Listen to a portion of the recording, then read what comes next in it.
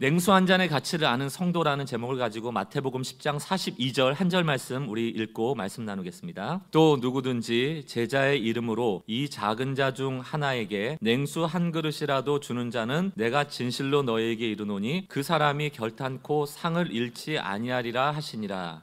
아멘. 오늘 우리가 이렇게 함께 교회라는 공간에서 모여서 드리는 예배를 모이는 교회로서의 예배라고 말할 수 있다면, 세상으로 우리의 일상으로 갔을 때 흩어지는 교회, 흩어지는 성도로서의 삶을 하나님께서 요구하고 계시다는 것입니다. 신약학자인 스캇 맥나이트라는 이 신학자가 중요한 질문 하나를 던지는데, 그게 뭐냐면 그리스도인은 어떤 사람인가 라는 질문이에요. 거기에 대해서 뭐라고 대답하는가 하면, 그리스도인은 예수님을 영접한 사람이며 그리스도인의 삶은 개인적으로 경건의 실천을 훈련하고 죄와 세상에서 분리되고 죄인들, 다시 말하면 미신자 세상 사람들을 지옥에서 구해내는 데 헌신하는 삶으로 규정을 해요. 이게 이제 그리스도인이다. 그러니까 교회 안에서만 은혜 받는 게 아니고 세상에 나가서 지옥 갈 사람들을 구해내는 그런 미션이 우리에게 있다라는 뜻입니다. 우리가 파송받는다는 것은 단지 교회에서 교회 밖 일상생활로 장소를 바꾼다는 뜻이 아니고, 나쁜 행동은 하지 않고 바른 행동을 하는 실천적인 성도로 살아가야 된다라는 것이 바로 파송의 의미입니다.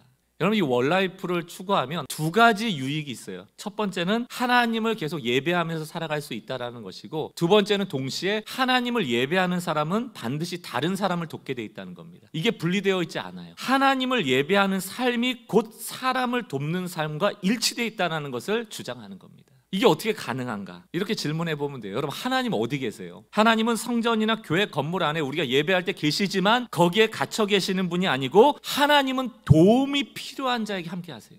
그래서 시편 33편 말씀을 보십시오. 13절, 여호와께서 하늘에서 굽어보사, 예전에 개역 성경을 보면 여호와께서 하늘에서 감찰하사 이렇게 돼 있었거든요. 살펴보신다는 거예요. 누구를? 모든 인생을. 14절, 곧 그가 거하시는 곳에서 세상의 모든 거민을 굽어 살피시는도다. 하나님의 눈이 어디에 가 있다? 모든 인생에 가 있다. 그럼 이 인생이라는 것은 어떻게 정의될 수 있습니까? 힘든 사람들, 삶의 무게가 어깨에 짐지어진 사람들. 예수님의 가르침에도 이 원리는 그대로 적용됩니다. 우리가 잘 아는 마태복음 25장 말씀을 가보세요. 내가 줄일 때에 너희가 먹을 것을 주었고, 목마를 때에 마시게 하였고, 나그네 되었을 때 영접하였고, 36절, 헐벗었을 때에 옷을 입혔고, 병들었을 때 돌보았고, 옥에 갇혔을 때 와서 보았느니라. 37절, 이에 의인들이 대답하여. 의인들이라는 것은 사람을 섬기고 봉사하고 대접하고 도운 사람 아닙니까? 근데 이 의인들이 깜짝 놀라는 거예요. 뭐라고 얘기를 해요? 주여, 우리가 어느 때에 주께서 줄이신 것을 보고 음식을 대접하였으며 목마르신 것을 보고 마시게 하였나이까? 38절, 어느 때에 나그네 되신 것을 보고 영접하였고 또 헐벗으신 것을 보고 옷 입혔습니까? 39절, 어느 때 병드신 것이나 옥에 갇히신 것을 보고 가서 배웠나이까 하리니. 이 의인들은 이게 예배인 줄 모르고 하나님을 기쁘시게 하는 일인 줄 모르고 그냥 도운 거예요. 그랬을 뿐인데 마태복음 25장 40절, 임금이, 하나님이 뭐라고 평가하시는가? 대답하여 이르시되 내가 진실로 너에게 이르노니 너희가 여기 내 형제 중 지극히 작은 자 하나에게 한 것이 곧 내게 한 것이라. 여러분, 임금은 왕궁에 있는 줄 알았어요. 하나님은 교회 안에 있는 줄 알았어요. 그래서 그 임금을 보려면 왕궁에만 가야 되는 줄 알았어요. 그게 아니었어요. 임금이 누구와 동일시되고 있다? 지극히 가난한 자, 그를 돌본 것이 곧 나에게 한 것이다. 이게 무슨 얘기입니까? 원라이프, 예배의 삶이 곧 사람을 돕는 것으로 연결되는 삶, 그게 신앙이에요. 이걸 우린 두 개를 자꾸 분리시켜 놓고 있죠. 그러므로 우리가 누군가를 돕는 것, 그거 자체가 예배일 때가 있고, 우리가 세상에서 일상의 선교사, 생활의 선교사로 지극히 작은 자 하나를 돕는 실천이 곧 예배가 될 수 있다는 것이 바로 오늘 본문 말씀이 주장하는 바입니다. 하나님이 우리에게 부탁하시는 게 있어요. 너희도 좀 나가라.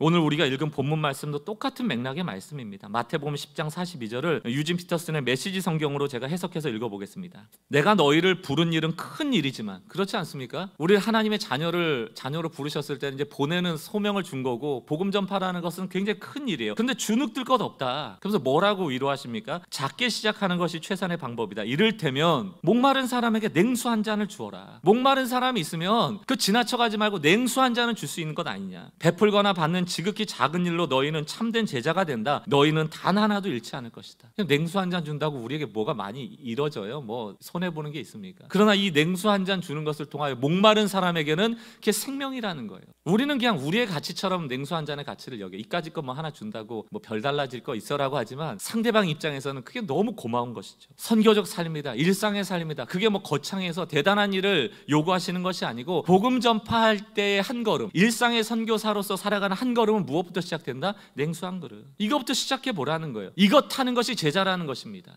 우리가 좀 생각을 전환할 필요가 있다. 우린 너무 어려운 일만 추구하다가 한 걸음도 떼지 못하는데, 근데 가까이에서 냉수 한 잔 대접하는 일은 얼마든지 할 수 있는 일 아닙니까? 우리가 냉수 한 그릇이라도 전하는 습관을 갖기를 원하는데, 이것은 사람을 대하는 태도에서 다 나타납니다.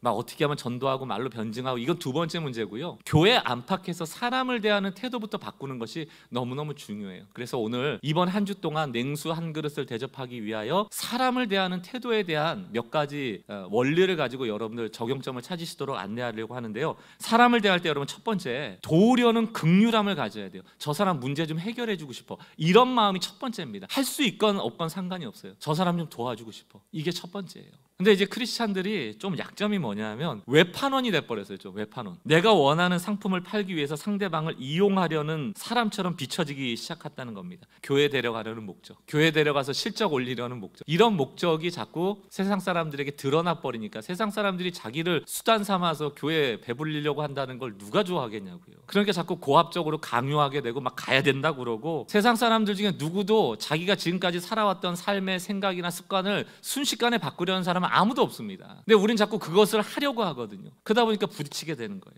그렇게 하지 마시고, 아, 그런 어려움이 있었군요, 제가 기억하고 기도할게요 라고 시작을 하는 거예요. 정말 그를 돕고 싶은 거예요. 이게 첫 번째입니다. 도우려는 긍휼한 마음을 갖고 상대방을 바라보라. 그리고 여러분들 기억하고 기도했으면 다음번에 만났을 때는 그 일 어떻게 됐습니까? 라고 물어봐주고 관심 가져주고, 그게 냉수 한 그릇의 시작이에요. 두 번째는 제3의 지대, 좀 중립적인 데 있잖아요. 카페라든가 아니면 식사를 한다거나 뭐 이렇게 조금 릴렉스할 수 있는 그 장소를 선택해서 좀 초대하라는 얘기입니다. 우리 좀 성급해요. 물론 성경에 보면은 우리 인생은 안개와 같기 때문에 내일 일을 모르잖아요. 오늘 만났던 사람이 내일 생존하리라는 법이 있습니까? 그러다 보니까 오늘 당장 복음을 전해야 된다, 이런 시급성들을 강조했던 것도 사실입니다. 그러나 뭐 중병이 아니고 갑작스러운 사고가 아닌 다음에 그런 일이 있습니까? 대부분의 경우에는 시간들이 있단 말이죠. 그런 어려운 상황에 닥친 분을 만나면, 혹은 영적인 이야기에 대해서 관심을 가진 분이 계시면 그런데 좀 관심을 갖고 계세요? 저도 그런데 좀 관심이 있는데 우리 언제 한번 만나서 얘기 나눴으면 좋겠어요. 목요일날 시간 되세요? 제가 좀 식사 좀 대접할게요. 아니면 차례도 한잔 해요 라고 조금 무장해제할 수 있는 공간, 제3의 공간에서 좀 편안한 마음으로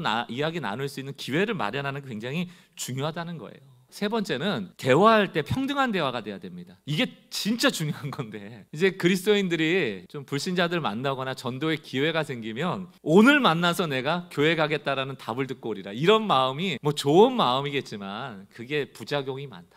그러니까 여러분들이 그렇게 하는 것도 좋지만, 오늘 내가 이 시간에 이렇게 말해가지고 이렇게 만들어서 다음 주에는 교회 데려가야지, 이런 마음도 하나님께 맡기세요. 맡기고, 우리는 그저 심고 물 주기 위한 것, 다시 말하면 구원의 토대를 마련하는 것이지 나머지 대부분의 영역은 하나님의 은혜가 필요하다는 것을 알고, 상대방에 대한 긍휼한 마음을 가지고 좀 돕고자 하는 마음을 가지고 평등한 대화를 하려고 가시면 돼요. 좀 그러니까 생각 없이 나가시면 돼요. 좀 들어봐야지, 어떻게 도울 수 있을지 내가 한번 들어봐야지, 이런 마음으로 나가세요. 그리고 정답을 안다라는 생각도 내려놓고 가셔야 돼요. 제일 만나기 싫은 사람이 누군지 아세요? 뭐 얘기만 하면 답 주는 사람들 만나고 싶지 않아요. 그냥 뭐 어려움 얘기하는데 왜 자꾸 너가 답을 줘? 답 들으러 온 게 아니, 답은 다 알아. 나도 답답하니까 만나자고 온 거고, 지금 그 마음을 나누려고 온 건데 자꾸 답해 주려고 하거든요. 상대방과 반대되는 이야기로 자신의 입장을 자꾸 말하고 정답으로 가르치려 하기보다도, 나도 그럴 때가 있어, 나도 신앙생활을 하지만 믿음이 흔들릴 정도로 어려움을 만날 때가 있어 라고 공감해 주시는 게 좋은 겁니다. 그게 편안한 대화가 되는 것이죠. 그럼 그 사람이 궁금해할 거 아닙니까? 너도 그렇게 어렵고 믿음이 흔들릴 때가 있는데 왜 교회가? 여기가 포인트예요. 편안한 대화를 통하여서 그 사람이 저 사람은 저런 상황에서도 왜 교회를 갈까? 궁금증을 일으키는 것이 크리스찬들에게 굉장히 중요한 숙제입니다.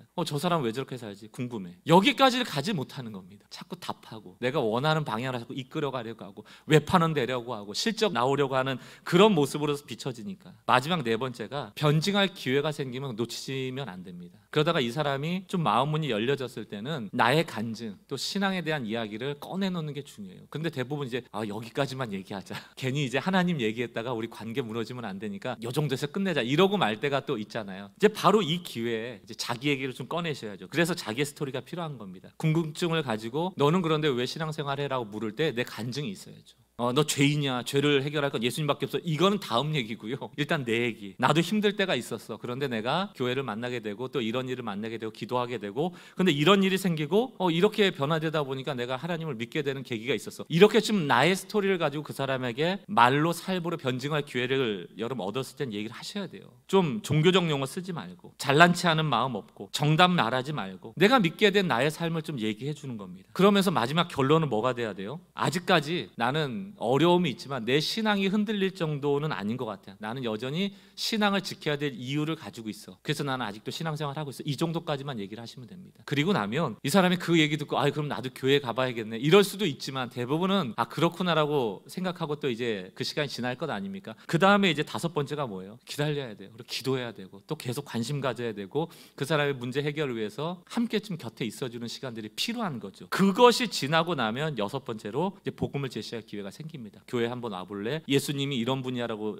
알려드리는 것이죠. 이게 한순간에 그 하루 만났을 때 일어나는 경우도 있어요. 그러나 이것 때문에 가족 같은 경우는 20년 30년 동안도 아직도 복음을 제시하지 못한 가정도 있습니다. 다 때가 있어요. 그러나 중요한 건 뭡니까? 냉수 한 그릇이라도 그 사람에게 대접할 기회가 있을 때 그 기회를 놓치지 않고 예민하게 그 사람을 바라보고 그 사람을 도우려는 마음, 그것이 선교적 삶의 시작이라는 거예요. 왜? 거기 하나님의 시야가 가 있고 거기 하나님 계시니까. 그거 안 하면 우린 반쪽짜리 예배자가 되는 겁니다. 교회에선 예배 드리지만 아무 도와야 될 사람에겐 관심이 없다? 그게 일상의 예배인데 그걸 놓치고 살아갈 수밖에 없다라는 것입니다. 오늘 말씀의 결론을 내립니다. 한 주간 또 오늘 설교를 들으면서 머리에 떠올려 주시는 사람이 있다면 그 사람이 내가 냉수 한 잔 대접해야 될 사람입니다. 혹 그게 아니더라도 이 사람이 전도의 대상이든 아니든 습관처럼 내가 냉수 한 잔을 대접하듯 겸손히 그 사람을 대하고 그 사람에게 말하고, 그런 태도를 우리가 바꾸는 것이 결국은 선교적 삶을 살아가는데 매우 중요하다.